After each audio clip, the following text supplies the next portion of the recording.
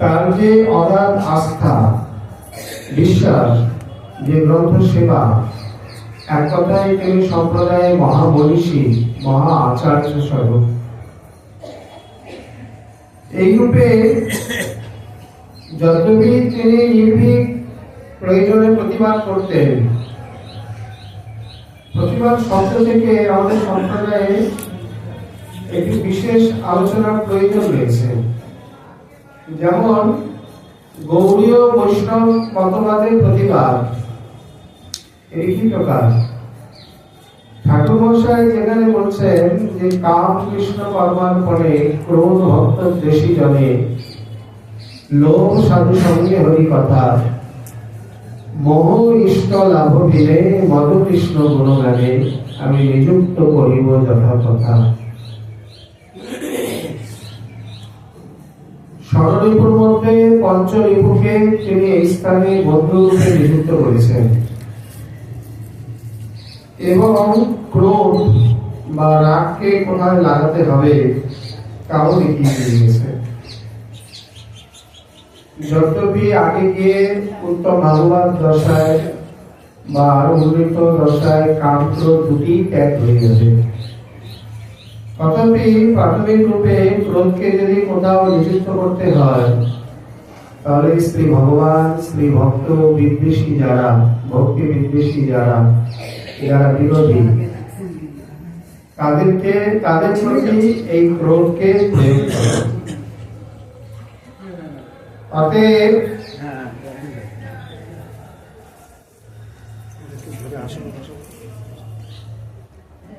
এই কারণে তিনি বলছেন যে ক্রোধ আদিকে প্রয়োগ করতে হবে, ঠিকই তার জায়গা রয়েছে, তদ্রূপ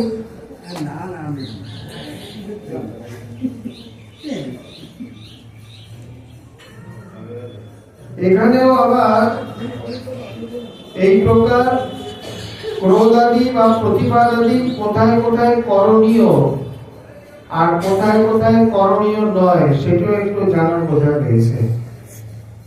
যেমন আমরা কথা প্রসঙ্গে সবাই বলি, এটি আমাদের আদর্শ যে বৈষ্ণব মতবাদে বা বৈষ্ণব উপাসনায় প্রতিবাদ এবং প্রতিশোধ এই দুটি শব্দকে একেবারে জলাঞ্জলি দিতে হবে। সত্যি কি তাই?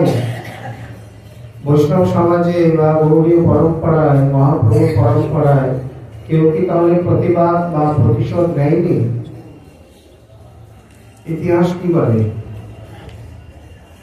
প্রতিশোধ যেমন তেমন হলেও প্রতিবাদ কিন্তু অনেক জায়গায় হয়েছে।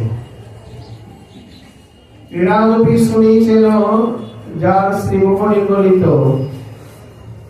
তিনি আবার যখন চাঁদ কাজী বা বৈষ্ণবীয় বিরুদ্ধ শক্তির প্রতি প্রতিবাদ আক্রমণ করলেন, সেখানে কেবল নীরব প্রতিবাদ নয়, মৌখিক প্রতিবাদ নয়, ওই আজকালকার মতো চুপে মানে নীরবে মোমবাতি চালিয়ে প্রতিবাদ নয়, সরব সক্রিয় প্রতিবাদ, একেবারে আগুন মশাল টশাল দিয়ে। এত বড় স্পর্ধা নাম করতে দেবে না। সেখানে স্বপ্নেও তার প্রতিবাদ করলেন, ঋষিপদের রূপে তাকে এমন ভয়ে দেখালেন, মুখে আঁচড় দিলেন যে চিরজীবনের মতো তার শিক্ষা হলো। তেমনি বাস্তবে তাহলে মহাপ্রভু জীবনের প্রতিবাদ দেখিয়েছেন। ছয় গোস্বামী আদি তার প্রবর্তিত পন্থায় তারা দেখিয়েছেন, বলে হ্যাঁ, যে গোস্বামী দেখিয়েছেন। মল্লভট্ট যখন গরমের দিন রূপগোস্বামীবাদ ভক্তি রসামৃত সিন্ধু লিখছেন, সেই যে প্রভু পিছন থেকে দাঁড়িয়ে পাখা করছেন, মল্লভট্ট শুনে এসছেন খুঁজে খুঁজে। উনি দণ্ডবাদ প্রণাম করেছেন, বলছেন রূপ কি গ্রন্থ লিখছ? বলছেন ভক্তি রসামৃত সিন্ধু। দেখি, প্রথমে নিয়ে একটা শ্লোক দেখলেন, ভক্তি মুক্তি স্পৃহা যাবৎ পিশাচে বিধিবর্ততে, তাবৎ ভক্তি সুখ শাস্ত্র প্রথম অভ্যুদয় হবে।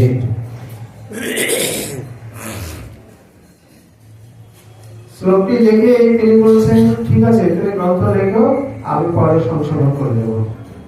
বললেন অহো ভাত আমার, আপনি কৃপা করে নিজে এই গুরু দায়িত্ব নিলেন। শ্রীজি প্রভু গেলেন খেতে চোখে কিছু বলেননি, গুরুদেব সামনে রয়েছে তো। উনি যমুনা স্নানে গেছেন, ইনিও যমুনায় জল আনার ছলে, তখন তো দামোদর মন্দিরের পাশ দিয়ে যমুনা প্রবাহিত হতো, ওইখানে ভজন কুটির। তাড়াতাড়ি জল আনতে গিয়ে বলছেন, আপনি গ্রন্থে কোথায় ভুল দেখলেন যে সংশোধন করবেন? বলছে, তুমি ছোট্ট বালক, তোমার সঙ্গে কি আলোচনা করবো? ছোট হয়ে যে আমাকে বুঝিয়ে দিন, আপনি ভুলটা কোথায় দেখলেন? বারবার বলাতে বলছেন, এই যে গ্রন্থের মধ্যে এই শ্লোকটি তো ভুল। বলে কেন? ধর্ম অর্থ কাম মোক্ষ যে চতুর্বর্গ, চতুর্বিধ পুরুষার্থ যার জন্য সাধন করতে হয়, আর তাকে উনি বলছেন পিশাচী। বলছেন, আপনি কিছু পড়াশোনা করেছেন? আপনার কোনো ব্যাকরণ বা বিশেষণ জ্ঞান আছে? তখন ভাবতে চলে গেছে, কি বলতে চাও তুমি? বলে, শ্লোকটি আবার বলুন। আমি বলছি, আপনার তো মনে নেই। ভুক্তি মুক্তি স্পৃহা যাবৎ পিশাচী বিনিবর্ততে। এখানে মোক্ষকে পিশাচ বলা হয়নি, মোক্ষ শব্দ পুংলিঙ্গ। তাকে যদি পিশাচ বলতো তাহলে এটা পুংলিঙ্গে হতো, এটা তো স্ত্রীলিঙ্গে আছে। আপনার তো বিশেষণ জ্ঞান নেই। এখানে মোক্ষকে বলা হয়নি। ভুক্তি মানে ভোগ, মুক্তি মানে মোক্ষ। এই স্পৃহা মানে লালসা রূপী পিশাচে যার হৃদয় নর্তন করছে। লালসা স্ত্রীলিঙ্গে, অতএব তাকে বোঝাতে গিয়ে পিশাচ না বলে পিশাচী বলা হয়েছে। তার হৃদয়ে নির্মল ভক্তি সুখের অভ্যুদয় কিভাবে সম্ভব? ভক্ত দেখলেন কথা তো সঠিক, আমারই বুঝতে ভুল হয়েছে। এতটুকু শিশুর কাছে আমার পরাজয় হলো। ইনি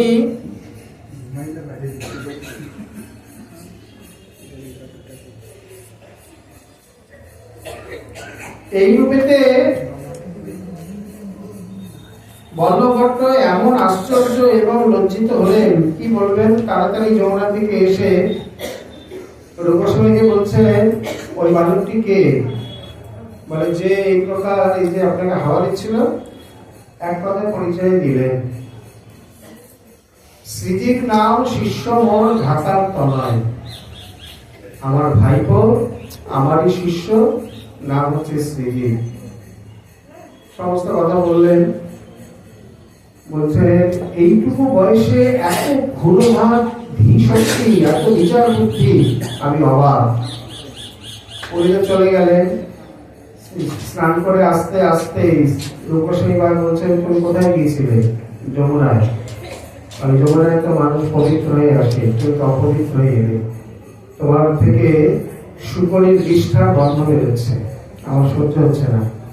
যাও, তাহলে পূর্বদেশে করো ভ্রমণ, এখান থেকে চলে যাও। উনি দয়া করে আমার গ্রন্থটা সংশোধন করে দেবে বললেন, আর এতটুকু সহ্য করতে পারবে না। সেখান থেকে তিনি চলে যান নন্দঘাট আদিতে। এইখানেই অবস্থানকালে তিনি এই সৎসন্দর্ভাদি ইত্যাদি রচনা করেন। পরে সনাতন প্রভু খুঁজতে খুঁজতে জানতে পেরে সেখানে গিয়ে শ্রীজিকে এনে রূপের সঙ্গে মিলন করেন। তাহলে এখানে দেখা যাচ্ছে রূপ গোস্বামী, বল্লভ ভট্ট, শ্রীজি গোস্বামী এবং সনাতন গোস্বামী চারজনকে নিয়ে এই কাহিনীটি। এই চারজনের মধ্যে কে ভুল করলো আর কে ঠিক করলো, যদি একটা মৌখিক প্রশ্নোত্তর হয়, এই কাহিনীটির মধ্যে চারজনের ভূমিকা, চারটি ভূমিকা। এই চারটি ভূমিকার মধ্যে কে কার ভূমিকা সঠিক পালন করলো আর কে কার ভূমিকা ভুল করলো, এর উত্তর কি হবে? কেউ ভুল করেনি, চারজনেই সঠিক ভূমিকা পালন করেছে। সর্বপ্রথম বল্লভ ভট্ট, তিনি গ্রন্থটা দেখে রূপসীপাদের গুরুত্ব আদি কোনো কিছু বিচার না করে চট করে বলে দিলেন, আমি গ্রন্থকে সংশোধন করে দেব।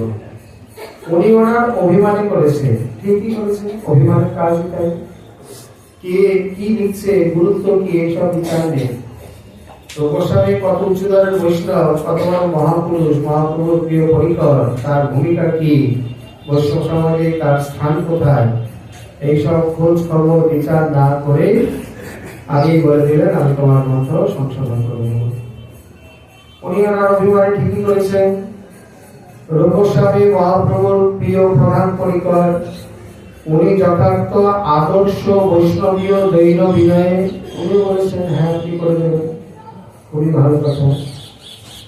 শ্রী প্রভু তিনি দেখলেন আমার সামনে আমার গুরুদেবের অপমান হলো, গুরুদেবের অপমান সহ্য করবে কেন? শাস্ত্র যেখানে বলছেন যে গুরুদেবের অপমানকারী বাদলে জিহ্বা ছেদন করে দেবে বা কানে আঙুল দিয়ে সেই স্থান থেকে চলে যাবে, মানে যথার্থ প্রতিশোধ নেবে, সেখানে উনি ওনার সামর্থ্য থাকা সত্ত্বে উনি চুপচাপ অন্যান্য বদনে গুরু নির্যাতন কেন সহ্য করবেন? উনি কি যথার্থ পবিত্র জবাব দিলেন। আর সনাতন প্রভু মধ্যস্থ হয়ে জীবে দয়া করে গুরু শিষ্যের বিরোধ ঘটিয়ে দিলেন। প্রত্যেকের ভূমিকায় পাত্র এবং সঠিক। তাহলে এখানে প্রতিবাদ দেখাবে গোবর্ধনের সিদ্ধ বাবা, তাহলে মহাপ্রভু প্রিয় নিত্য সিদ্ধ পরিকর এবং সিদ্ধ পুরুষ, তিনটি দৃষ্টান্ত দিলেই যথেষ্ট, আপনাকে বুঝিয়ে নিতেই হবে। গোবর্ধনের সিদ্ধ বাবার কাছে তৈলঙ্গ দেশীয় পণ্ডিত এলেন দিগ্বিজয় করতে করতে। বৃন্দাবনে এলেন, তারা বললেন আমাদের এখানে তেমন কেউ নেই, গোবর্ধনের সিদ্ধ বাবা বর্তমানে প্রকট, তার কাছে যান। তিনি এসে প্রথমে শাস্ত্রযুদ্ধ আহ্বান করলেন। সিদ্ধ বাবা গোস্বামীগণের আনুগত্যে এক কথায় হাস্য করে বলছেন না, আপনাকে আমি জয়পত্র লিখে দিচ্ছি, আমি শাস্ত্রযুদ্ধ করতে পারবো না।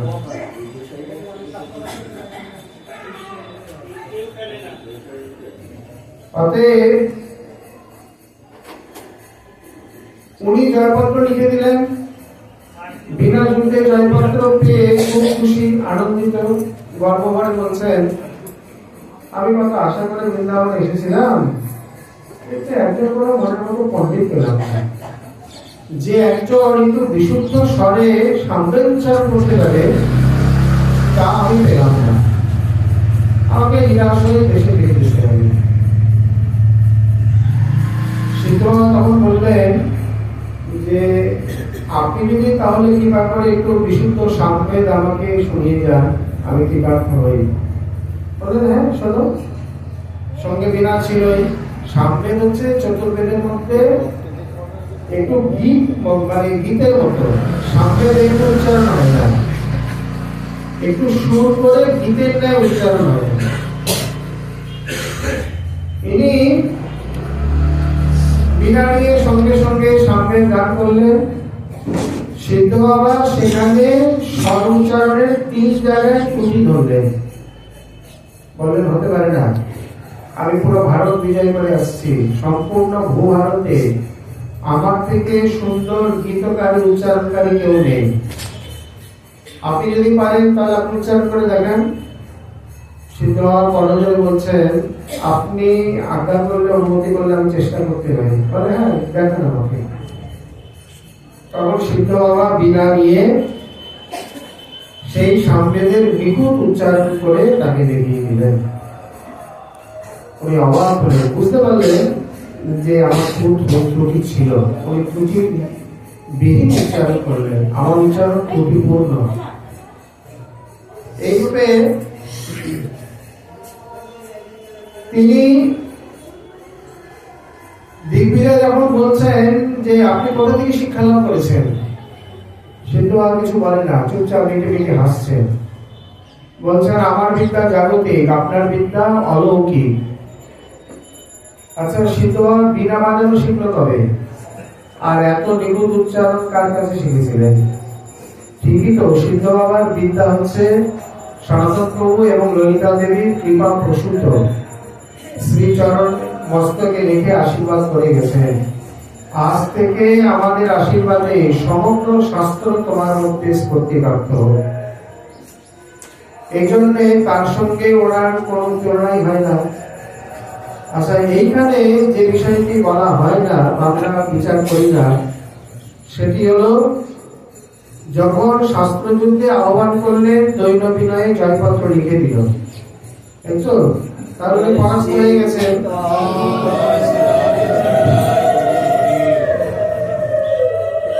তাহলে পরাস্ত পরাভূত। পরে যখন আবার বললেন তখন তিনি তাহলে ওনার সঙ্গে শাস্ত্রযুদ্ধ করতে গেলেন কেন? শাস্ত্রযুদ্ধ মানে এও তো এক প্রকারের বিতর্ক। তাহলে আপনি উচ্চারণ করে শোনান। আচ্ছা, উনি ওনার জন্য বড় বলেছেন, উনি মনোভাব নিয়ে ফিরে যেতেন। বলছেন না, এখানে একটা ব্যাপার ঘটে গেছে। তো সর্বপ্রথম এসে ওনাকে আহ্বান করেছে, আপনি আমার সঙ্গে যুদ্ধ করুন। উনি বলছেন আমি পারবো না, জয়পত্র নিয়ে যান। পরে শেষে বলছেন, আমি মনে করেছিলাম বৃন্দাবনে অনেক বড় বড় পণ্ডিত আছে, একটু বেদমন্ত্র উচ্চারণ করে শোনাবে, কিন্তু দেখছি বৃন্দাবনে সেরকম কেউ নেই, নামই মাত্র। তখন তিনি প্রতিবাদ করলেন, কেন না বৃন্দাবনকে হেয় করলো, ছোট করলো। এখানে পরিষ্কার বুঝিয়ে দিচ্ছে বৈষ্ণব সমাজ এমন, যখন তাকে কেউ এই প্রকার সরাসরি কেউ আক্রমণ করে, নিন্দা মন্দা করে, সমালোচনা করে, সেখানে তিনি চুপ, বধির, কোনো প্রতিবাদ করে না। কিন্তু তার ইষ্টকে নিয়ে, তার উপাস্য উপাসনা, তার নাম ধাম, গুরু আচার্য ইত্যাদিকে নিয়ে বললে তখন সে সিংহের মতো একেবারে টুকি চেপে ধরবে। ওখানে কোনো ভাবা নেই, ওখানে দৈন্য নয়, ওখানে বিনয় নয়, ওখানে প্রতিবাদ, দরকার হলে প্রতিশোধ। আরেকটা দৃষ্টান্ত আমরা প্রসঙ্গত নিয়ে নিই। প্রধানত সরস্বতী যখন জানতে পারলে মহাপ্রভু চলে এলেন, তিনি মহাপ্রভুকে নিন্দা করে নিজে মহিমা স্থাপনের জন্য চিঠি লিখেছিলেন। শুনেছি তিনি বড় ভাবুক, ভক্ত সঙ্গে ভাবতালি করে, কীর্তন করে, নাচে গায়, ভালো মন্দ খায়।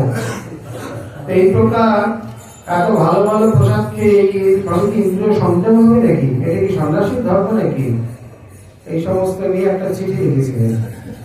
মহাপ্রভু দেখে চিঠিটা লিখে দিয়েছেন, কোনো উত্তর করেনি, কিছুই করেনি। কিন্তু সর্বদামোদা প্রভু ছেড়ে কথা বলেননি, সঙ্গে সঙ্গে চিঠির উত্তর দিয়েছেন। বলছেন সকলকে এক পাল্লায় ওজন করলে হয় না, কারণ তার কারণ হলো এই, সিংহ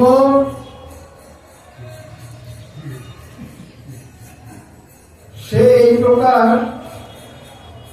বছরে মানে সারা বছর হস্তি আদি খেয়ে, মানে মাংস আদি আমিষ দ্রব্য খেয়েও বছরে একবার মাত্র রতি ক্রীড়া করে। আর কবুতর পায়রা সারা বছর খুদকুড়া খেয়ে সারা বছরই বিষয় হয়ে লেগে থাকে। অতএব প্রসাদ ভোজন করছে বলে তার ইন্দ্রিয় সংযম হবে না, বা তিনি পরস্পরিত হবে, কখনো এইরকম নয়। এমন ভাবে উত্তর দিলেন যে সরস্বতী রাত দ্বিতীয় দিন আর কোনো চিঠি লেখেনি বা প্রতিবাদ করেনি। উত্তর দেবে, বুঝতে পারছে ওখানে বড় বড় বাঘ সিংহ বসে আছে আমাকে গ্রাস করার জন্য। বৈষ্ণব সমাজে এইটাই হলো আদর্শ স্থানীয়। যখন সরাসরি কাউকে আক্রমণ করা হয় শ্রী ভগবান থেকে ভক্ত আগে, তখন তারা নিজেরা প্রতিবাদ করে না, কিন্তু তার অনুযায়ী অনুগত ভক্ত তাকে চুপ করে মেনেও নেয় না, তার প্রতিবাদ জানায়। তাহলে দেখা যাচ্ছে যে বৈষ্ণব সমাজে প্রতিবাদ আছে, কিন্তু সেটা অত্যন্ত ভদ্র এবং মার্জিত রূপে। এখানে শ্রী প্রভুপাদ যখন তার উপাস্য উপাসনা ইত্যাদিকে নিয়ে কটাক্ষ করেছেন, তখন তিনি প্রতিবাদ করতে ছাড়েননি, যোগ্য জবাব দিয়েছেন। এবং একেবারে যে সম্প্রদায় কেউ নেই তা মনে করো না। যেমন ঘরটা তো খালি, কেউ নেই, তাহলে কিছু চুরি করে নিয়ে যায় বা যা খুশি অত্যাচার করি, ভিতরে গিয়ে যথেচ্ছ আচরণ করি, না না, তা নয়। ভিতরে লোক আছে, তুমি মনে করো না ঘর শূন্য, সম্প্রদায় শূন্য, কেউ না কেউ চিরকালই আছে। এই রূপে তিনি তার পাণ্ডিত্য, তার নির্ভীক লেখনী ইত্যাদি দিয়ে তার প্রতিবাদ জানিয়েছিলেন। কিন্তু সেই সঙ্গে দৈন বিনয়কে বজায় রেখে এমনিতেই তিনি সদা সর্বদা দৈন বিনয়ের আবরণই নিজেকে রাখতেন। এতবার পণ্ডিত বা গোস্বামী সন্তান তিনি তাকে এই প্রকার মানে কখনো বুঝতে দিতেন না। একজন ভক্ত প্রশ্ন করেছেন যে বিশেষ করে তিন প্রভু বা বরদার পণ্ডিত ইত্যাদিদের পরম্পরা সবাইকে গোস্বামী বলা হয় কেন? গোস্বামী শব্দের আমরা তো অর্থ করে এলাম। এখানে গোস্বামী বলা বলতে শুধু তিন প্রভু নয়, মহাপ্রভুর পরম্পরায় সেরকম কাউকে তো দেখা যায় না। সিলেটে নাকি কোথায় তারা এরকম কিছু নিজেরা প্রকাশ করে, কিন্তু সে আত্মীয় স্বজন অন্য পরম্পরাতে বুঝতে হবে। নিত্যানন্দ প্রভু অদ্বৈত প্রভু সাক্ষাতে সন্তান পরম্পরায় এবং শ্রী গঙ্গাধর পণ্ডিত আদি ইত্যাদি ভ্রাতুষ্পুত্র পরম্পরায় আমরা এই পরম্পরা দেখে থাকি। এছাড়াও পরবর্তীকালে স্বর্গোস্বামী এবং আরো কিছু পরিকর তাদের পরম্পরা বা বংশাবলী ইত্যাদি এই সব মিলিয়ে গৌড়ীয় বৈষ্ণব সম্প্রদায়ে মোট হল গোস্বামী সমাজ। গোস্বামী মধ্যে এখানে অতি সম্মান সূচনে বা গোস্বামী শব্দের যথার্থ যে অর্থ, যিনি নিজের ইন্দ্রিয় কুলের স্বামী, যিনি নিজের সমস্ত ইন্দ্রিয় কুলকে বশীভূত করে বাক্যবেগ, ক্রোধবেগ, মনোবেগ, উদর উপস্থবেগ, জিহ্বাবেগ ইত্যাদি সকলকে দমন করে সাধন ভজন করছেন, তিনি বৈষ্ণব সম্প্রদায়ের আচার্য বা তিনি শিষ্য আদিকরণের অধিকারী। জয়দেবের উপস্বামী আরেকটি কথা বলেছেন যে শিষ্যকরণন্তু জাতরতি নাম এবং বিহিতত্বাচ্চ, যারা জাতরতি স্তর আদিতে তারাই শিষ্যকরণের মুখ্য অধিকারী। এইভাবে আরো কয়েকটি অধিকারী রয়েছে। এই জন্য মুখ্যত তাদেরকে গোস্বামী বা গোস্বামী পদবী দিয়ে গোস্বামী সমাজ হিসাবে চিহ্নিত করা হয়েছে। বৈষ্ণব সম্প্রদায়ের মধ্যে তাদের আসন একটু পৃথক, একটু অধিক মর্যাদাপূর্ণ, যেহেতু তারা আচার্য কোটি, আচার্য স্থানীয়, আচার্য কক্ষা, তাদের মর্যাদা মান মর্যাদা একটু আলাদা হবে। এই রূপে যেমন আমরা গৌরকিশোর শ্রীমনের প্রভু চরিত্রে দেখি, শৃঙ্গার মধ্যে নন্দকিশোর গোস্বামী প্রভু মন্দির স্থাপন করেছিলেন। সেই পরম্পরায় আগে গিয়ে শ্রী প্রেমানন্দ গোস্বামী প্রভু, পূর্ণানন্দ গোস্বামী প্রভু, ব্রহ্মানন্দ গোস্বামী প্রভু, দেবকীনন্দন গোস্বামী প্রভু ইত্যাদি। শিরোমণি প্রভু প্রতিদিন মদনমোহন ধরে বিকালে পাঠ করতেন। একদিন ওই গোস্বামী বাড়ির কোন এক পরিচারিকা, অল্প বয়সী পরিচারিকা, গোস্বামী বাড়ির কোন ছোট্ট শিশু সন্তানকে কোলে করে এনে ঘুরতে ঘুরতে পাঠে দাঁড়িয়েছেন। শিরোমণি জানেন তিনি গোস্বামী বাড়ির কোন গোস্বামী সন্তান মনে করে উনি তাড়াতাড়ি ব্যাসাসনের কাঠের উপরে উঠে দাঁড়িয়ে সাহায্য করে দাঁড়িয়েছে। বসে না, কথা বলে না, এদিকে এদিকে মানুষকে তাকাচ্ছে, বুঝতে পারছে না কি ব্যাপার, উনি দাঁড়ালেন কেন। তখন অনেকে খেয়াল করলেন যে এই পরিচারিকা কাকে নিয়ে এসে দাঁড়িয়েছে এই জন্যই নাকি। পরে আবার ওই পরিচারিকাকে, মানে যেহেতু গোস্বামী সন্তান পড়ে আছে, তাকে সুন্দর আসন, মালা, চন্দন ইত্যাদি দিয়ে মর্যাদা দিলে তারপর উনি দণ্ডবত প্রণাম করে বসলেন। এইরকম ছিল তাদের আচরণ দৈন বিনয়। এখানে ইনি স্বয়ং গঙ্গামাতা বংশীয় গোস্বামী সন্তান হয়েও সেই প্রকার কোন প্রভাব মানে খাট ভাট, আমাদের বিদ্যাগুলো একদিন বলছেন, মানে এই মেদিনীপুর অঞ্চলে গিয়ে একজন এসছেন, মানে এই গ্রামের অধিকারী বৈষ্ণব এইরকম আর কি। উনি ওনার ঠাট ভাট সেই রকম সুন্দর দামি পোশাদা ধুতি, তারপর ভালো জড়ি করা পাঞ্জাবি, সোনার চেন, সোনার ঘড়ি, মানে সোনার আংটি, দামি ঘড়ি, কাঁধে একটা সুন্দর উত্তরীয়, বেশ সুগন্ধিত দেওয়া বন্ধ বেরোচ্ছে। আর সেই সঙ্গে গা থেকে গোসাই গোসাই গন্ধ বেরোচ্ছে। মানে বলতে বলতে এই কথাটা বলে দিয়েছে। কারণ পণ্ডিতজি গোসাই গোসাই গন্ধটা কিরকম? বলছেন গোসাই গোসাই গন্ধ মানে তাকে দেখে বোঝা যাচ্ছে যে গোসাই, কোনো গোসাই হবে, সেই রকম তার চাল চলন মান অভিমান প্রকাশ পাচ্ছে, ওইটাই হচ্ছে গোসাই গোসাই গন্ধ। সেই রকম অনির্বাণ প্রভু এমন ভাবে চলতেন না যে তাকে দেখে গোসাই গোসাই গন্ধ বেরোত বা কেউ বুঝতে পারত।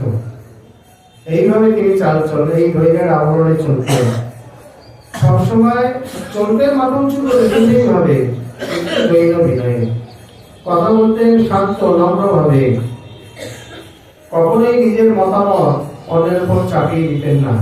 এটি বৈষ্ণবতার অন্যতম একটি বৈশিষ্ট্য। গতকাল আমরা হরিদাসের কথা বলে এসেছি, নিজের যা ভালো লাগে, নিজের যেটি পছন্দের, তোমার গুরুদেব তোমাকে আদেশ করেছে, তুমি সেটা নীরবে করে যাও। সেটি অন্যের উপর চাপিয়ে দেওয়া বা জোর করে তাকে আচরণ করানো, এটাই শ্রেষ্ঠ মত। আর সব মত মানে ব্যর্থ, বিহীন, অর্থহীন, এইরকম নয়। পোশাক একেবারেই সাধারণ জীবন, সাদা ধুতি, চাদর আর তালতলার চটি। তালতলার চটি এগারোটি অনেক রকম পাওয়া যেত, তালপাতা বা টায়ারে ইত্যাদি। কপালে উজ্জ্বল তিলক, মুখখানি স্নিগ্ধ সৌন্দর্যে ভরা, আয়ত নয়নে বৈরাগ্যের উদাস দৃষ্টি, আর চলার ভঙ্গিতে সলজ্জ সংকুচিত ভাব, বৈষ্ণবের বিরাজ। কোন প্রকার কোন বাহুলতা নেই, এক কথায় সকল সম্পত্তি যিনি ত্যাগ করেছেন, তবু যেন তাকে দেখে মনে হয় কোথায় যেন এক বিরাট ঐশ্বর্যের অধীশ্বর, ঐশ্বর্যের অধিকারী। পদকর্তা গোবিন্দদাসের একটি সুন্দর পদ আছে, অভিনব হেম কল্পতরু সঞ্চলু। প্রকৃতপক্ষে প্রকৃত প্রস্তাবে তিনি যে কত জনার এবং করুণাময় কত প্রিয় পাত্র ছিলেন, তার সবদল বিরোধিত বাণী তার প্রমাণ। এবং তাকে দেখলে পদকল্পতরুর এই পদটির কথা মনে করত। অতএব এক কথায় বলতে গেলে সাধারণের মধ্যে তিনি অসাধারণ। এই বিশেষণটি খুবই খুবই যুক্তিযুক্ত। দেখতে সাধারণ, চলাফেরা সাধারণ। যেমন এই দেশে মানে বৃন্দাবন আদিতে, উত্তর ভারতে একটা কথা খুব চলে, সাদা ভোজন আর উচ্চ বিচার। ভোজন খুব সাধারণ, এটা তো এই দেশে খুবই দেখা যায়। এখানে ভোজনের বাহুলতা নেই। বাঙালি যেমন ভোজন রসিক, 3-4টে না হলে খেতে পারে না, একটা সবজি দিয়ে মেখে আরেকটা সবজি মুখে দিতে হয়, এখানে ওসব নেই। খুব সাধারণ ভোজন, মানে আমরা চিন্তাই করতে পারি না। বড় বড় করলা এনে ভিতর থেকে দানাগুলো বের করে একটু মশলা ভরে তাকে একটু ভাজা ভাজা করে দিলেন, ওই একটা দুটো করলা দিয়ে 5-6টা রুটি খেয়ে দিয়ে ওটা দুপুরের ভোজন, ওটা মধ্যাহ্নকালীন ভোজন। বা একটু আলু সিদ্ধ, একটু দই গুলে, একটু লঙ্কার গুঁড়ো লবণ দিয়ে রায়তা করে হয়ে গেল। বা একটা লাউকে ভিয়াকে ঘষে নিয়ে একটু দই দিয়ে আলু দিয়ে বা একটু রসা বা একটু রায়তা করে তাকে হয়ে গেল। বড়জোর বিয়ে আদিতে ডালবাটি চুরমা বা রাবিকার ইত্যাদি। তাহলে খুবই সাদা ভোজন। আরো সাদা ভোজন শুধু আলাদা হতে হবে। আমরা সুন্দরাবলি গেছি, সুন্দরাবলি এখানে রাজস্থানে একটা গ্রাম, খুব সুন্দর। এখানে জানি না আমি কার পালনে পড়েছিলাম বর্ষানা থেকে, মহান্ত করার তার খুব ইচ্ছা, কি ছিল বলে কে জানে, সেখান থেকে আমাকে ঘুরিয়ে ভালিয়ে নিয়ে যায়। আমরা যখন সন্ধ্যাবেলায় পৌঁছেছি কিছু নেই, তাড়াতাড়ি ব্রজমাইকে বললেন, মা তোরা আচার বানাবো। কিসের আচার? তাড়াতাড়ি একটু সাদা জিরা, শুকনো লঙ্কা শিলের বেটে একটু লবণ আর লেবুর রস দিয়ে আচার বানিয়ে দিলে আর দুধ, এই হচ্ছে রাতের খাবার। মানে এত সাধারণ, কোনো কোনো ক্ষেত্রে চিন্তাই করতে হবে, অন্যকে চিৎকার করে এগুলো দিয়ে খাওয়া যায়, এগুলো মানুষ খায়, অথচ তারা দিব্যি দিনের খাবার, রাতের খাবার তাই দিয়ে সে দিচ্ছে। কোটিপতি বাইরে থেকে বোঝা যাবে না, সাধারণ মন দিন মজুরের মধ্যে চলাবে না। আর সেই সঙ্গে উচ্চ বিচার, এটা অনেকাংশেই দেখা যায়। অনেক অনেক উচ্চ বিচার বা সহিষ্ণুতা ইত্যাদি দেশে বর্তমান। বিশেষ করে আমাদের বাঙালি বা কলকাতা অঞ্চলে গায়ে লাগলে কি দাদা দেখতে পাচ্ছেন না, গায়ে গা ঠেকিয়ে দূষণে বসেন, সঙ্গে সঙ্গে শুরু হয়ে গেল পাচারি। এখানে না কেউ দুঃখিত বলবে, না কেউ কিছু মনেই করবে, কারণ এগুলো তারা কিছু মনেই করে না, চলাফেরার পথে হতেই পারে। অতএব অন্য জায়গায় কিছু হলে বাসে আগে আগুন দিয়ে তারপরে কথা। এখানে যদি একটা গুরুতর দুর্ঘটনাও ঘটে যায়, তাকে দেখে ভালো করে ওইসব করবে না, অতটা অভদ্রতা নয়।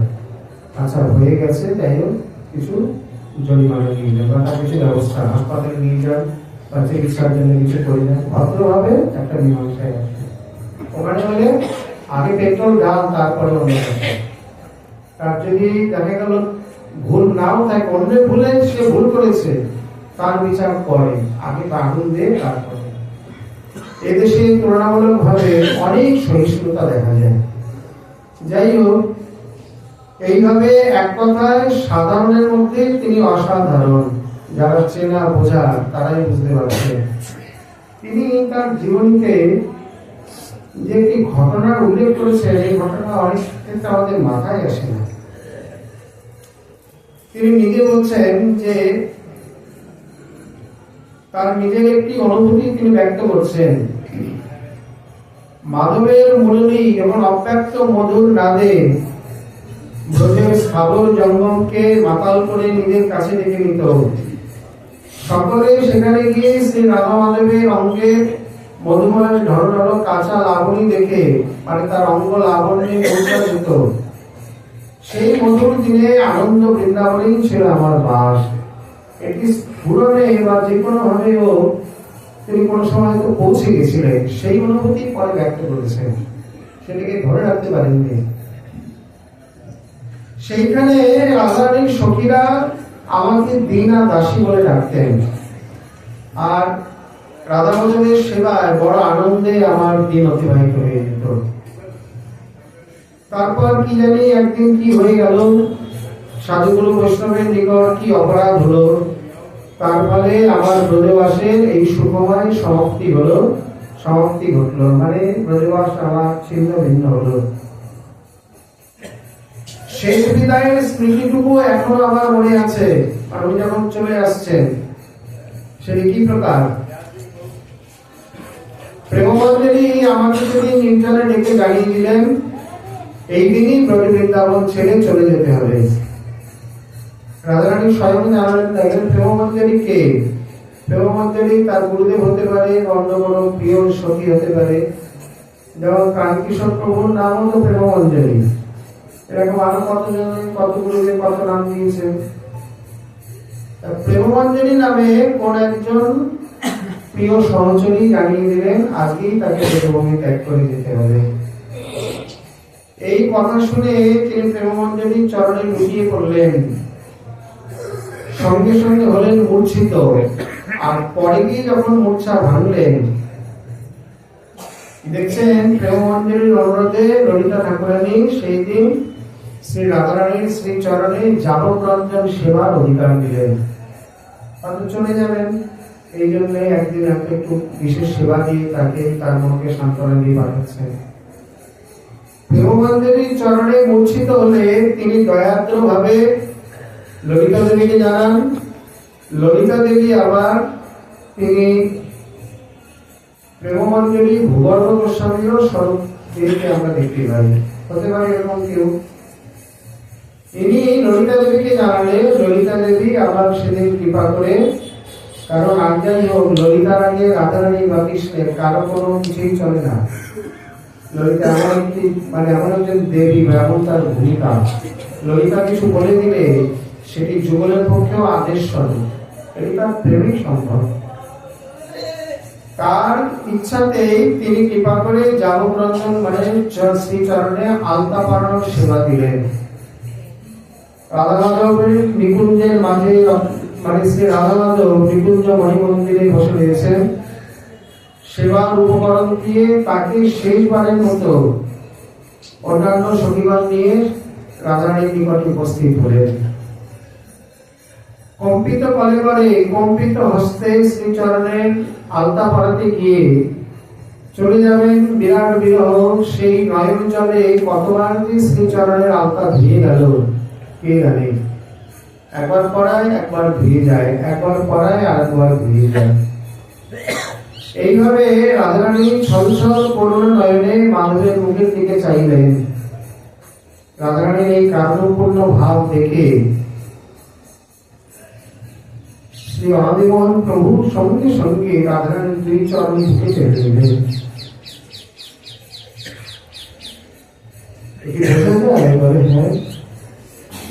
তিনি স্ফুরণে দেখছেন যে তার জন্য তার দিকে মানে তার হয়ে যেন তিনি মাধবের মুখের দিকে চাইলেন। আর স্ত্রী বদলে তো অতি অবশ্যই কি প্রকার কি ভাব যারা দেখার বোঝার তার তো বুঝতেই পারে। সঙ্গে সঙ্গে করুণাময়ীর এই কারুণ্যপূর্ণ দৃষ্টি দেখে তার স্ত্রীর আতুল চরণ যুগল বক্ষে জড়িয়ে ধরলেন। শ্রীচরণে রয়েছে তরলিত আলতা, সেই আলতা তার দুই হাতে মণিবন্ধে বক্ষে মস্তকে কপলে কপালে সর্বত্র সেই আলতা বন্ধন হয়ে গেল। এই রূপে তিনি রাজধানীর শ্রী চরণ বক্ষে নিয়ে এমনিতেই যাবকান্তের সময় নয়ন জলে তাকে ভাসিয়ে দিচ্ছিলেন। এখন তার কথা নেই, আকুল প্রাণী ক্রন্দন করে উঠলেন। মাধবের মুখের দিকে তাকিয়ে রইলেন, তারপরেই তিনি অজ্ঞান হয়ে যান। এরপর যে কি হলো তিনি জানেন না। যখন দেখছেন জ্ঞান হলো তখন এই মহামায়ার কারাগারে শৃঙ্খলিত মানে এই জগতে আবার এসে পড়ছে। এটি যে প্রকৃতপক্ষে কি ঘটনা তিনি সেটা স্পষ্ট করেননি। এটি তার আবির্ভাবের পূর্বে হতে পারে বা কোনদিন স্মরণাদি কালে স্ফূর্তিতে হতে পারে, সেটি স্পষ্ট কোনো উল্লেখ নেই। যাই হোক, এইভাবে এই অবস্থায় কত যুগ যুগান্তর কেটে গেল। কারাগারের অন্য কয়েদিদের মতো এক টুকরো মানসিক সুখের আশায় কারাগারি করতো। তখন আমি নির্জনে গিয়ে বসতাম একটু খাদ্য বা কোনো কিছুর জন্য। তখন নির্জনে, এটা কিন্তু অন্য কোনো কারাগার নয়, সংসাররূপী কারাগার। মানে সংসারী লোকেরা যখন একটু সুখের জন্য লালায়িত হয়ে এদিক ওদিক দৌড়াদৌড়ি করতো তখন তিনি নির্জনে বসে চিন্তন করতেন। সেটাই হচ্ছে আমার কেবলই মনে পড়তো বিদায়ের সেই স্মৃতি, রাধারানীর স্ত্রীর আকুল চরণ যুগল। চোখের জল মনে পড়লেই চোখের জলে তিনি নিজেই ভেসে যেতেন।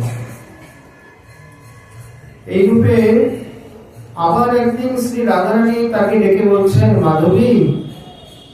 তারও নাম মনে হয় মাধবী, যদ্যপি নাম আনন্দমোহন গোস্বামী। কোন ক্ষেত্রে নামের অক্ষর মিলিয়ে নাম রাখা হয়, কোন ক্ষেত্রে নেই। তিনি তাকে বলছেন, মাধবী, এখনো তো অভিনয়ের স্বাদ মিটল না। তোকে মায়ার দেশ থেকে নিয়ে আসার জন্য আমি আমার 3 জন দাসীকে পাঠালাম পর পর। প্রথমবার শশীকলা তোমাকে সমৃদ্ধি দিতে গিয়ে তোমার অনাদর জীবন ত্যাগ করে চলে গেল। তারপর অনঙ্গমঞ্জরীর প্রিয় দাসী অনুদ্ধূতি তাকে পাঠায়। সে সমস্ত সংসার কর্ম ত্যাগ করে প্রভু নিত্যানন্দের সেবায় নিযুক্ত থাকতে বলে তুমি তাকে কারণ ভর্ষণ করতে। কোনো দাসী আদি রূপে আমি সবসময় ভজন সাধন করতে বলে তাকেও ওই প্রকার কারণ ভর্ষণ করেছেন কখনো। অবশেষে তোমার কারণ অসহ্য হওয়ায় একদিন প্রভু নিত্যানন্দের নাম করতে করতে তিনি গঙ্গায় দেহত্যাগ করেন, আত্মবিসর্জন করেন। তার সেবিত প্রভু নিত্যানন্দ বিগ্রহ 40 হয়ে তার সঙ্গে গঙ্গায় নিমজ্জিত হয়ে যান। উনি অনঙ্গমঞ্জরীর দাসী, উনি নিতাই সেবা করবেন না তো কি করবেন? এক মূর্তি নিতাই বিগ্রহ ছিল। তিনি যখন গঙ্গায় ঝাঁপ দেন তার সেবিত বিগ্রহ তার সঙ্গে আপনা আপনি গঙ্গায় চলে যান। এরকম আমরা কৃষ্ণকমল প্রভু চরিত্র দেখি। তার জ্যেষ্ঠ পুত্র নিত্যকমল প্রভু বলছে, পিতা আপনি তো চলে যাবেন, আপনার সেবিত বিগ্রহ কে সেবা করবে, কে অধিকারী হবে? উনি কিছুক্ষণ চুপ করে থেকে বলছেন, আমার বিগ্রহ আমার সঙ্গেই যাবে। কিভাবে যাবে, কোথায় যাবে সেটাই আর কেউ জিজ্ঞাসা করলেন না। পিতা একবার বলে দিয়েছেন, একাধারে পিতা আমার গুরু। বুকের ওপর গির্জারিকে রাখলেন নামাবলী দিয়ে ঢেকে। পরে যখন তিনি দেহত্যাগ করলেন ভৈরী একাদশীর দিন, নামাবলী সরিয়ে তাকে সৎকারের জন্য নিয়ে যাবেন, দেখছেন বক্ষস্থল খালি। সকলের চোখের সামনে দিয়ে এই এতটুকু মুহূর্তে গিরিধারী যে কোথায় গেল, বা তিনি গঙ্গায় গেলেন না আকাশে গেলেন না উধাও হলেন না তার মধ্যে লীন হয়ে গেলেন, কেউ বুঝে উঠতে পারল না। শুধু অভাব নেই এতটুকুই বুঝতে পারল। এখানে অরুন্ধতী দেবীর সঙ্গে নিতাই চাঁদ শ্রী বিগ্রহ গঙ্গায় আপনা আপনি প্রবেশ করলেন। সে তোমার সংসারের অভিমানের নেশা কাটাতে পারেনি, ভারতে কিছুটা সক্ষম হলেও পুরোটা পারিনি। আর সে নেশা তোমার এখনো কাটেনি, কারণ পুত্রকন্যার মমতা তুমি পরিত্যাগ করতে সক্ষম হয়েছ, কিন্তু শিষ্য ভক্তদের প্রতি তোমার সেই মোহ এখনো রয়ে গিয়েছে। সে মোহ একেবারে ত্যাগ করো, অর্থের মোহ ত্যাগ করো, কারো প্রণতি বা সম্মান গ্রহণ করবে না। আমার আমিনায় বসে এই বিমানিসী ভজন করো, সময় হলেই তোমাকে বুঝে নিয়ে আসবো। এই বলে শ্রী রাধারানী অন্তর্হিত হলেন। এই স্থানে এই ঘটনায় এই প্রকার যে বর্ণনা তিনি দিয়েছেন, এই বর্ণনা আমাদের মাথায় আসে না। বড় বড় ক্ষেত্রে আমরা দেখি যে স্ত্রী রূপে স্বামীকের কাছে তার গুরুদেব বা অন্য কোনো মানে কেউ আসেন তাকে সংসার থেকে উদ্ধার করার জন্য। যেমন বর্ধমান জেলায় এই প্রকার বিশ্ববিদ্যালয়ের বাংলা বিভাগের বিজয় নামে কোন এক অধ্যাপক, সুধা নামে তার স্ত্রী মারা যায় কলেরাতে, অল্প বয়স অল্প দিনেই চলে যায়। পত্নী বিরহে তিনি সমস্ত চাকরি আদি ত্যাগ করে উত্তরাখণ্ডে চলে যান। কোথায়? গঙ্গোত্রীতে ঘুরে বেড়াচ্ছেন। গঙ্গোত্রীতে আশেপাশে অনেক গিলা পাহাড় আছে। গিলা পাহাড় মানে পাহাড়ে পাথরের অংশ কম, মাটির অংশ বেশি। জোর করে কোনো প্রতিধ্বনি বা ঘাত প্রতিঘাত হলে সেই মাটির ধস নামে, একে বলে গিলা পাহাড়। বা প্রচন্ড বৃষ্টি হলো পাহাড়ে ধস নামে। উত্তরাখণ্ডে যে পাহাড়গুলোতে ধস নামে ওগুলো সবই গিলা পাহাড়। শক্ত পাহাড়ে কোনোদিন ধস নামে না, যতই বৃষ্টি হোক, যতই বজ্রপাত হোক। এখানে জোর করে চিৎকার করলে ধস নেমে যায়, এতটাই নরম মাটি, অথচ পাহাড়। ঘুরতে ঘুরতে ভাবছেন সন্ধ্যা হলেই তো সাদা ভালো বেরিয়ে পড়বে, একটা আশ্রয় দরকার। একটি গুহা মানে খুঁজতে খুঁজতে গুহার মধ্যে গেলেন। গুহার মধ্যে দেখে তার মধ্যে প্রবেশ করেছেন, দেখছেন এক অতি জীর্ণ শীর্ণ কায়, অথচ ন্যাক্রদ পরিমণ্ডল স্বরূপ, মানে সমকায় শিরোগ্রীব স্বরূপ। সমকায় শিরোগ্রীব মানে একেবারে পুরো সমান্তরাল রেখা, সোজা মেরুদণ্ড হয়ে বসে আছে। এত বয়সী বৃদ্ধ এই প্রকার সোজা, এতটা সোজা হয়ে বসে কমই দেখা যায়। দেখেই বলছেন, বিজয় তাড়াতাড়ি আয়, তোর জন্য আমি বসে আছি বাবা। যেই না নাম ধরে ডেকেছে ক্ষিপ্ত হয়ে গেছে। বলছেন, আপনি কে? আমি তো ওই গুরু, আমার গুরু ডাক এসছে, আমি তোর জন্য বসে আছি। খেতে গেলেন। একে তো পত্নী বিবাহ, কোথা থেকে কি নাম দাম জেনে এসে এখানে নাটক করা হচ্ছে। যখন ক্ষিপ্ত হয়ে উঠেছেন উনি ইশারা করলেন, শান্ত হও, বলে নারী নক্ষত্র সব বলে দিল। তুমি কি জন্য এসছো, কোথায় কতদিন কি কাজ করেছো, এখানে কোথায় কোথায় ঘুরছো। এত পেটের খবর যখন বলে দিয়েছেন, নারীর খবর বলে দিয়েছেন, তখন গিয়ে চরণে পড়লেন, করে বললেন, তুমি সাধক, তুমি সাধনা বিস্মৃত হয়ে গেছ। তার মানে তুমি এই জগতে লেখাপড়া, খাওয়া দাওয়া, উপার্জন ইত্যাদি নিয়ে মেতে আছো। তোমার চৈতন্যের জন্য আমি সুধাকে তোমার স্ত্রী করে তোমার কাছে পাঠালাম, তুমি বুঝতে পারোনি। যখন দেখা গেল তুমি সাধনের সময় দিচ্ছ না বা তোমার সাধন করার ইচ্ছা নেই, তাহলে তোমার জন্য আরেকজনের সাধনের ক্ষতি হবে কেন? এই জন্য তাড়াতাড়ি আমি তাকে নিয়ে আসলাম। তার মানে জন্মদিন তো আপনাদের হাতে? বলে হ্যাঁ। তুমি কি মনে করো? কায়াকল্প ব্যাখ্যা করলেন। কায়াকল্প আমরা কোনদিন আলোচনা করব। কায়াকল্প সংক্ষেপে বলতে গেলে সিদ্ধ পুরুষগণ যোগী পুরুষগণ করতে পারে। কায়াকল্প দুই প্রকারের হয়। এক, বৃক্ষ শরীর, যে শরীরে ইন্দ্রিয় কলিকু শিথিল হয়ে পড়ে বা সাধন ভজন ঠিক মতো হয় না, তখন তারা অন্য কোনো মৃত শরীরে প্রবেশ করে নিজের আত্মাকে ওই শরীরের মধ্যে নিয়ে গিয়ে ওই শরীরটাকে গ্রহণ করবে সাধনের জন্য, এই শরীরকে ত্যাগ করবে। একে বলে কায়াকল্প, মানে নতুন করে কায়া বিধান। আর এর থেকে আরো যারা উচ্চ স্তরে, তারা সরাসরি নিজের আত্মাকে নিয়ে পঞ্চ মহাভূতির উপাদান নিয়ে তার মধ্যে প্রবেশ করে শরীর তৈরি করে দেবে।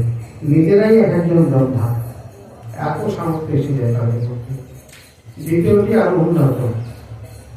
তিনি যখন এসব বলছেন, এত রানী নক্ষত্র বলার পরেও এই কথাটা ওনার বিশ্বাস হয়নি, মানে অধ্যাপকের। স্বাভাবিক মাস্টাররা একটু তাকিব হয়, তিনি মনে করবেন না। আর প্রায় করে দেখে দেখা গেছে যারা শিক্ষক প্রকৃতি বা শিক্ষক একটু তাকিব প্রকৃতি হয়, প্রকৃতি সহজে মানতে চায় না। একদিকে ভালো শিক্ষার আলোক আছে বা যাচাই করেই নেবে, কিন্তু তর্কটা কোনো কোনো সময় ভালো হয় না, অনেক ক্ষতি করে দেয়। এখানে এত কিছু জানা বোঝার পরও মানলেন না, কারণ দেখেনি তো কোনোদিন, শোনেনি, বিশ্বাস করবে কি করে? বলছেন তুই থাক, আগামী দিন আমি চলে যাবো, আগামী দিনের মধ্যে সব কাজ আমার পেয়ে যাবে।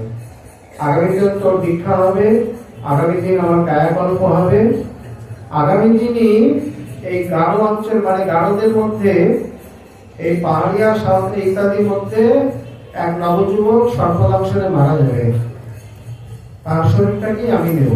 তোকে বলে দিই, ওরা এই আশেপাশে এখানে মাটির নিচে দিতে আসবে, তুই লুকিয়ে দূর থেকে দেখবি। ওরা চলে গেলে পরে সেই দেহটা তুলে আমার কাছে নিয়ে আসবি, আমি ওই শরীরে প্রবেশ করে তোকে দেখাবো। সারাটা রাত্রি আশ্চর্য, আর ঘুম নেই। কি পাগল গুলো কি উল্টা পাল্টা বলছে, কি হবে কি জানে। ভোর হতে না হতে তিনি বেরিয়ে গেলেন। খাওয়া দাওয়া, মানে খাওয়া দাওয়ার কোনো নামগন্ধ নেই, ওইভাবেই দিন কাটছে, কিছু খাওয়া দাওয়া।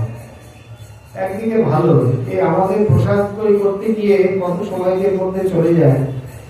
বাস্তবিক সকাল থেকে দেখবেন যদি নির্জলা করা হয় বা খাওয়া দাওয়ার প্রসঙ্গ থাকে না, কত সময় পাওয়া যায়। সকালবেলা থেকে অবস্থান করছেন, করতে করতে দুপুরের পরে সত্যি এক যুবককে এনে মাটির নিচে দিয়ে চলে গেল।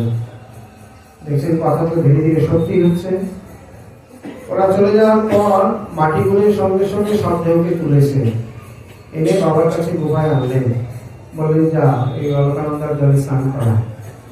স্নান করিয়ে নতুন একজনা কাপড় রেখেই দিয়েছিলেন। বললেন তোকে মন্ত্র দিয়ে ওই শরীরে প্রবেশ করবো না প্রবেশ করে মন্ত্র দেবো? বলছেন প্রবেশ করে মন্ত্র দিন। তিনি কৌতূহল হয়ে পড়েছেন, বলে ঠিক আছে তাই হবে। নতুন সব দেহটাকে স্নান করিয়ে কাপড় পরিয়ে তাদের যা যা করণীয় ভাষণ ইত্যাদি দিয়ে ওখানে দেহ শুয়ে আছে। আর বললেন ভয় পাবি না, এখানে চুপ করে বসে থাকবে, আমি যা বলবো তাই করবি। এইভাবে নিজে একাসনে বসলেন আর জোর করে প্রণব উচ্চারণ করলেন। ও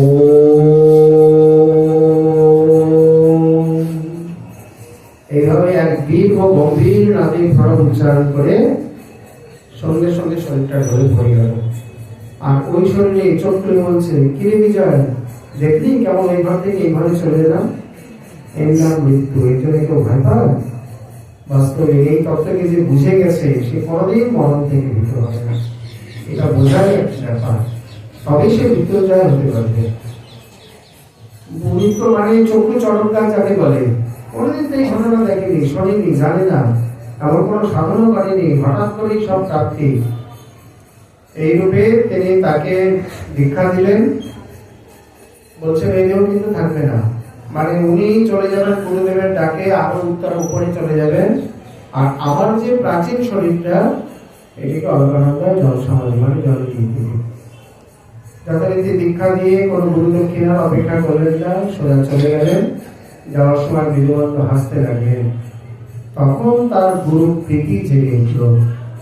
মানে জঙ্গলের মধ্যে মনে করুন সপ্তাহে হয়তো একটাই ট্রেন, আর সেই গাড়ি যদি কোনো মতে সে ধরতে না পারে, চোখের সামনে দিয়ে চলে যায়, বুকটা যেমন হাহাকার করে ওঠে হতাশে, আবার বসে থাকতে হবে, কোথায় পাবো এখন, রাত্রিবেলা কোথায় যাবো, কে খাবে, সেই রকম কে যেন চোখের সামনে দিয়ে কত আপন, কত চিরবন্ধু, চির আপন জন চলে যাচ্ছেন।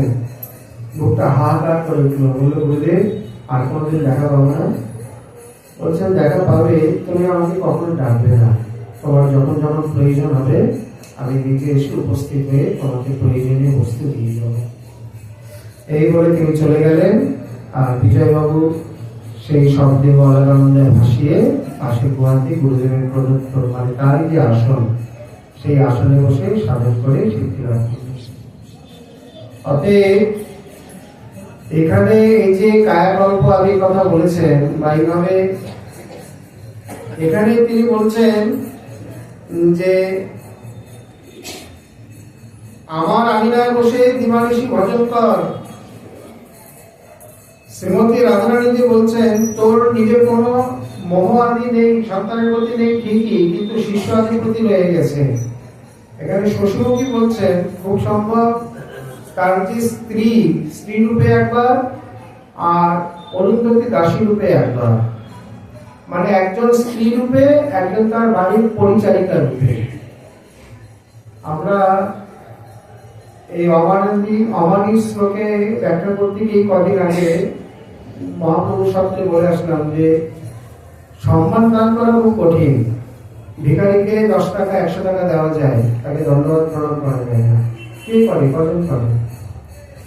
কোনো কোনো ভক্তের বাড়ি, ভক্তের ক্ষেত্রেও দেখা যায় সাধু বৈষ্ণবের সঙ্গে ভালো ব্যবহার করে, কিন্তু বাড়ির দাসদাসী বা অন্যান্য লোকের সঙ্গে খুব ভালো ব্যবহার করে, খুব জঘন্য হীন ব্যবহার করে, ইতর ব্যবহার করে, দুঃসাহী একেবারে এমন হেয়তা, মনে যেন তারা মানুষই নয়। দুনিয়ার বাসি খাবার, ছেঁড়া কাপড়, ছেঁড়া জুতো, কোনো ভালো একটা সম্মান ইত্যাদি নেই। হয়তো ঘরে বসে টিভি দেখছে, সে যদি একটু দেখতে আসে, এই ওইখানে নিচে ওখানে বসে পড় দেখ, কেন নিজের সঙ্গে শ্রদ্ধায় বসে দেখাতে পারবে না? অতটা কি করে? তারা বলে আরে কুকুরকে প্রশ্রয় দিলে মাথায় ওঠে, ও দাসী, ওই রকমই থাক, বেশি প্রশ্রয় দিলে মাথায় উঠবে। এখানে হয়তো পরিচারিকার সঙ্গে সেই রকম কিছু ব্যবহার, বুঝতে পারেনি যে তিনি অনন্য মঞ্জুরির দাসী। দু জায়গাতে এই প্রকার অবমাননা এবং অনাদর ইত্যাদি হওয়ায়, বা যদ্যপি তিনি এত বড় সাধক, কিন্তু তথাপি বলছেন তোমার মোহ এখনো যায়নি, যে কারণে তোমাকে আজ ব্রজনিকুঞ্জ মণিমন্দিরে এসেও আবার ফিরে যেতে হলো। রাধারানী বলছেন এই প্রকার এই মোহ আদি ত্যাগ করো, আর মান সম্মানে লক্ষ্য রাখবে না, আমার আঙিনায় বসে হরিনাম করো, সময় মতো আমি তোমাকে ঠিক নিয়ে আসবো। এটা একটা কথা আছে, মানে এটি সাধনের এক প্রকার অঙ্গ না হয়েও অঙ্গ। কি? শীতোষ্ণ সুখ দুঃখেষু তথা মানব মানয় সম সর্বেষু ভূতেষু মদ্ভক্তি লভতে করা। এই প্রকার সম সর্বেষু ভূতেষু য পশ্যেৎ স ভগবদাত্মন বা সচমে প্রিয়, 3 জায়গায় একই কথা হয়েছে। এখানে শীত উষ্ণ মানে ঠান্ডা গরম, বর্ষা তার মধ্যে চলে এসছে। সুখ দুঃখ, সুখেষু বিগত স্প্রিয় দুঃখেষু অনুদ্বিগ্ন মনা। সুখেতে ইচ্ছা নেই, দুঃখেতে উদ্বিগ্ন হয় না, যে যা বলছে বলে। আর তথা মান অপমান, যেমন মানে তেমনি অপমানে, দুক্ষেত্রে সমান। বড় মোটা ফুলের মালা দিলে যেমন বুকটা 2 ইঞ্চি ফুলে যায়, জুতোর মালা দিলেও যদি সেই রকম হয় তাহলে বুঝতে হবে হ্যাঁ সমর্থে, তা নাহলে তো বিষমতেই বুঝতে হবে। এর সঙ্গে আরেকটা ধরে নিতে হবে, সেটা হচ্ছে ক্ষুধা তৃষ্ণা। এই কয়েকটা জায়গা 4টে হলো শীত উষ্ণ, সুখ দুঃখ, মান অপমান, ক্ষুধা তৃষ্ণা। এই 4টেকে যিনি সহন করতে শিখে গেছেন, সমর্থে প্রতিষ্ঠিত হতে শিখে গেছে বা সাধন করে আয়ত্ত করে নিয়েছে, তার মতো সাধকই নেই ব্রহ্মাণ্ডে। তার মতো সহনশীল, তার মতো তিতিক্ষা গুণ সম্পন্ন ব্রহ্মাণ্ডে আছে কিনা, বা এই প্রকার সাধক জীবনে সাধক সমাজে আছে কিনা সন্দেহ। এই 4টি বিষয়ে কেউ যদি সহনশীল বা যথার্থ সহ্যকারী হয়ে যায়, সে যথার্থ সাধকের মধ্যে পরিণত হয়ে যাবে। এখানে রাধারানীর ইঙ্গিত তাই সেই দিকে। পরবর্তী অংশে আবার যেভাবে দিগদর্শন করছেন, এখনো কাহিনীটি বাকি আছে। শ্রীমান মহাপ্রভুর কৃপা হলে আবার আমরা আগামীকাল সেই বিষয়ে আপনাদের মাথা রাখি। আজকে আমাদের শ্রী শ্রী ভগবানের কথা এখানে বিশ্রাম নিতাই গৌর হরি